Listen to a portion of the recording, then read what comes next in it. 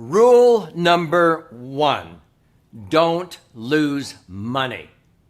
Rule number 2, don't forget rule number 1. In this episode, we are going to address the question, where do I put my money so I won't lose and still have a potential to make a good rate of return? This is a question that I have answered numerous times during the 48 years as a financial strategist. So get ready. I'm going to blow you away with a concept that maybe you didn't even know existed or was available to you.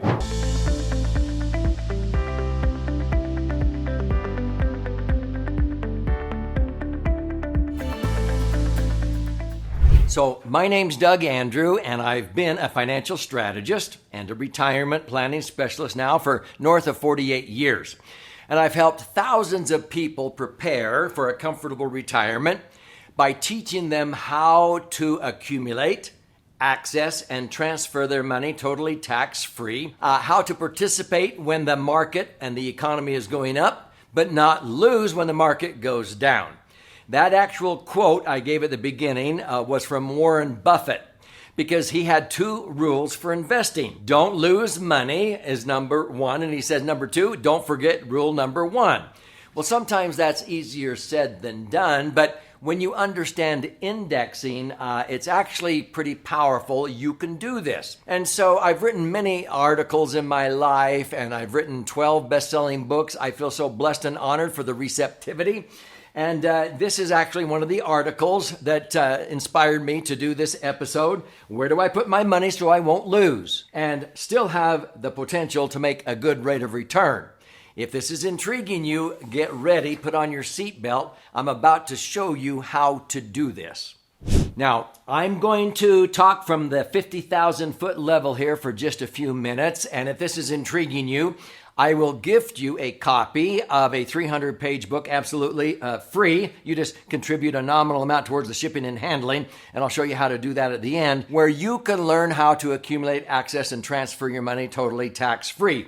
I've been helping people do this for over 4 decades, ever since 1980, and it was the brainchild of E.F. Hutton. They were not an insurance company, they were a brokerage firm. And they realized that there were 3 sections of the Internal Revenue Code that have been around actually now, as of the recording of this video, for over 107 years. It's like a sacred tax-free cash cow.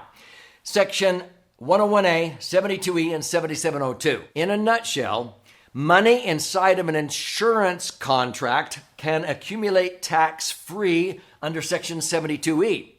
You can access money as a living benefit for tax-free income if you adhere to the rules under Section 7702. And when you ultimately die, anything left in there will blossom and transfer income tax-free under Section 101A.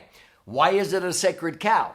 Because for years, people who would choose to insure themselves, and with this, it's life insurance, the government realized, why should we penalize people if they're trying to be self-reliant, take pressure off of the government to take care of widows and orphans if you die, but also if you live? See, E.F. Hutton realized that you can accumulate the money tax-free and access the money tax-free as a living benefit. So when they came out with this idea in 1980, instead of trying to buy a certain amount of life insurance death benefit just for death, they said, why don't we take the least amount of insurance we can get away with the Internal Revenue Service and put in the most premium that the IRS allows as fast as they allow you to put it in, and it turns into a tax-free cash cow for living benefits. You take the least amount of insurance, put in the most amount of money the IRS allows as fast as they allow. This was the emergence of universal life, and it was originally designed to be a living benefit, not a death benefit. Now, I saw that because I was a big proponent of buy term and invest the difference before 1980. This allowed you to do that tax-free. It's like buy term, invest the difference on steroids. Long story short, I had people put in $500,000 back then, and they were earning 10%. They were actually earning 11, netting 10, because only one of those percentage points paid for the cost of the insurance that the IRS said had to be there in order for it to be tax-free. Now, I'll show you where you can read all about this if this is intriguing you. But people would put in $500,000, they were earning a net of 10%, and they were pulling out 50 grand a year, a 10% payout, without depleting their $500,000 principal, and they've been doing it ever since. Totally tax-free under Section 7702 of the Code. Long story short, the IRS went to Hutton and said, "What are you doing?" They said, "We're not doing anything wrong." They took them to court. E.F. Hutton won. They weren't doing anything wrong. The IRS went to Congress and said, we need to change the definition of tax-free under this section of the code, these three sections, because we think that E.F. Hutton is overstepping their bounds and that it ought to be moving over to a different section of the code, investments, which are subject to tax, and they're usually subject to volatility. They went to Congress in 1982, and under the Tax Equity Fiscal Responsibility Act, they passed a law that said you had to have a commensurate amount of insurance attached to the account, because people were buying dinky little insurance policies and putting in $500,000 or $1 million of cash because they wanted to do it for living tax-free benefits. They didn't know what they were doing, and 2 years later, 1984, under the Deficit Reduction Act, they passed DEFRA. So TEFRA, DEFRA basically dictates the minimum amount of insurance that has to be attached to the account based upon your age, gender, okay, and your health, so that it never goes away from these three sections of the code. It's deemed tax-free insurance, not a taxable investment. Now, the nice thing about TEFRA and DEFRA is it gave parity, meaning equality. It doesn't matter if you're a 22-year-old athletic marathon running female, a 69-year-old geezer like me, or an 80-year-old. As long as you qualify or you own this on a spouse that qualifies, you get all the tax-free accumulation. If your goal is tax-free income, you get away with less insurance the older you are, so the cost of insurance is the same. If you structure it right, the cost of the insurance goes down as you get older. Have you ever seen an insurance policy that gets cheaper as you get older? You haven't seen one done correctly then. So it doesn't matter how old you are. If you earn 11, you net 10. If you're 20, if you're 60, if you're 80. You can learn about this in the book. In 1988, under the Technical and Miscellaneous Revenue Act, it sort of slowed the flow because the banks and the credit unions couldn't compete. And so what does this mean? These two allow you to determine how much insurance is required. This one says how fast you can fund it. So I'm going to compare it to a bucket, okay, which I've done for years.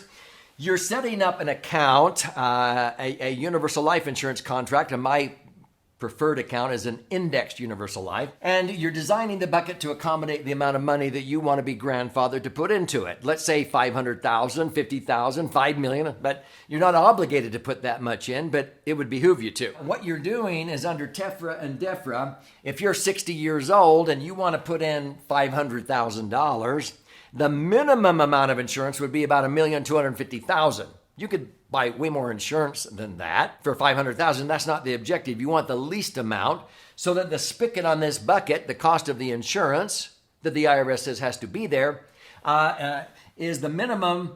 It's actually watering a money tree that's going to blossom the account. If you put in $500,000 and die, you leave behind $1,250,000 in the death benefit. But you did it primarily for the $500,000 to grow, to double every 7 to 10 years based on actual rates of return of 7 to 10%. Now, if I'm going too fast, I'm going to gift you a book where you can learn more. I'm just trying to give you insights to be thinking about this. TAMRA said, you can't put in any more than about 20% a year if you're over age 50. So that means if you wanted to be grandfathered to put in, let's say, $500,000, you don't have to put that much in. You don't have to put that much in the first 5 years, but that's the fastest you can put it in, and it would be $100,000 a year. Once you do that, okay, in 4 years and 1 day into the 5th year, that is now grandfathered to generate tax-free income forever after. This is how $500,000 can double to $1 million. We've had many clients that $1 million generates $100,000 a year of tax-free income. We've had that $1 million double to $2 million, and that $2 million double to $4 million. We have clients that doubled to $8 million. And $8 million now is generating $800,000 a year of tax-free income out of these contracts. Now, before I explain indexing, my favorite strategy, if this is resonating with you and you're intrigued, be sure and share this with someone else. Post a comment, click like, but subscribe to this channel, Three Dimensional Wealth. Why? because I post an in-depth answer to a financial question like this almost on a daily basis. And click that little bell so you'll be notified every time I do. But stay with me to the end because I want to show you how you can claim your free copy of this 300-page book. Now, let me just, in a nutshell, explain indexing with the money inside of one of these buckets, one of these universal life insurance contracts, because when you structure it correctly, it is now qualified to be a laser fund. Meaning, a laser fund is an indexed universal life policy, but the vast majority of indexed universal life policies would not qualify to be deemed a laser fund. Here's the difference. When you have, let's say, $1 million of cash value, I'm just going to use that as a snapshot in time. You don't have to wait till you have $1 million. Doesn't matter if you have 10,000. The insurance company is paying you a general account portfolio rate based upon their mortgages and their AAA and AA bonds and so forth. They are very conservative investors. This is where banks and credit unions will take the money you put in them and put 30 to 40% of their tier 1 assets into insurance companies. They're paying you 1% at the bank. They're turning around and making 4% or 40,000, they only had to pay you 10,000 on that million. Banks use these. Now, you can settle down for this 40,000 anytime you feel bearish about America, but if you feel bullish, you can tell the insurance company, do not risk my million. Keep it safe in the insurance company earning 4. You can take the 4% or the 40,000 of interest I'm earning and fund an options budget. These companies are the number 1 purchasers of options in the world.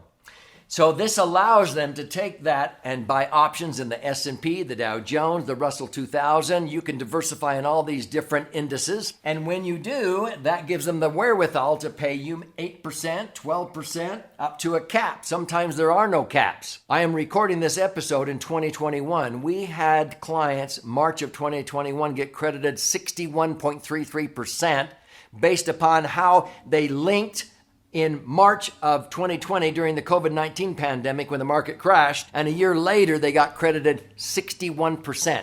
We had one client, 800,000 grew to over 1,300,000 in 1 year inside their universal life policy.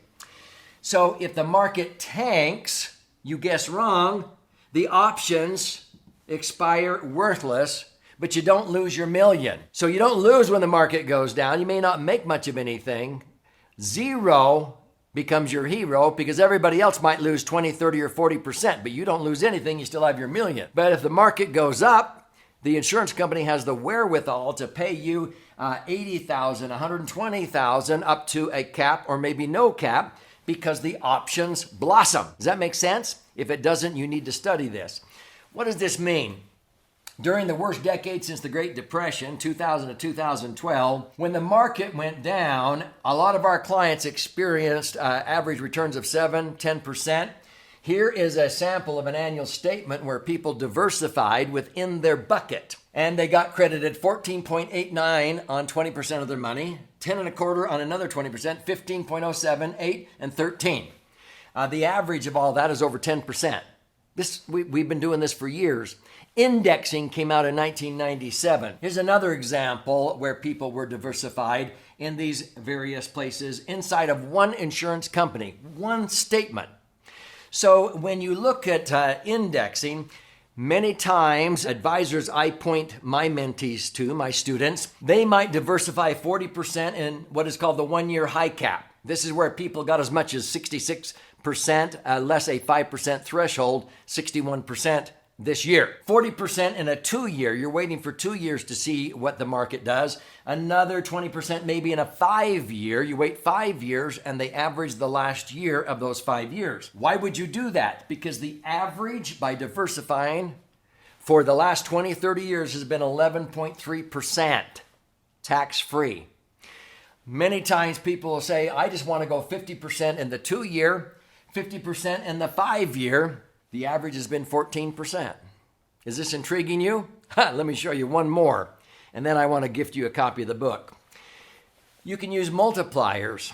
And so many times what happens is if the market goes down, 0 is your hero. You didn't make anything, but you didn't lose. So on $1 million, instead of having it in the market like in 2008 and it loses 40%, if you had indexed universal life, You wouldn't have made anything in 2008, but you wouldn't have lost. The first 90 days of 2009, most people locked in gains of 16%, tax-free after not losing a dime. But if you feel pretty confident in the market going up, you can actually tell the insurance company, well, you can take 7.5% and buy more options for me.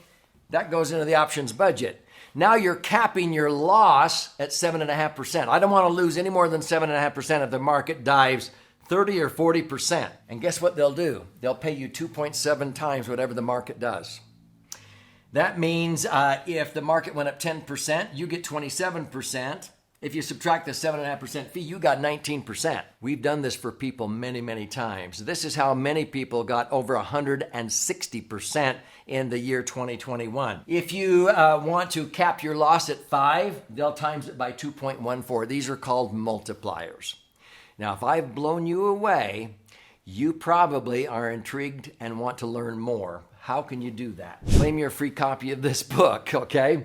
This is full of charts and graphs. It's actually 2 books in one. This white covered side is about 200 pages, 14 chapters with all the charts and graphs and explanations. If you're more into right brain learning with stories and examples, you flip it over. You read this one, which is 100 pages and 12 chapters with 62 actual client stories of how the laser fund is this incredible instrument, like a financial Swiss Army knife, the dream solution for goals like retirement, college funding, real estate management, working capital for your business, emergency funds, and on and on and on. So simply go to laserfund.com, click on the link, contribute a nominal amount towards the shipping and handling. I'll cover the rest of that cost. I'll fire out a copy to you. And there's also options there to listen and learn, watch and learn. There's even an 18-hour masterclass if you want to do a deep dive that you can invest in. So here is to your brighter future.